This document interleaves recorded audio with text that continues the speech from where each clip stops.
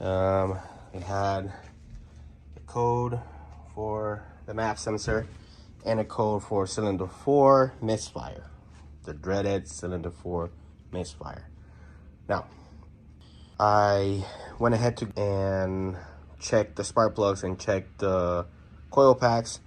Coil pack for cylinder 4 seems to be the generic coil pack, which, you know, no bueno.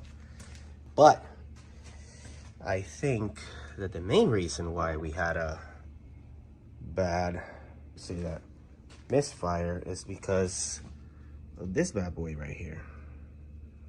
That is not supposed to be like that, right?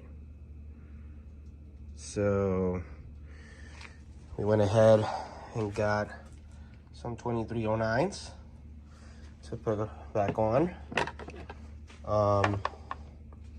And we're swapping this with cylinder number 2 to see if the misfire follows. If that's the case, then this no brand coil pack might have caused hard enough misfire for that to happen, right? Let's go.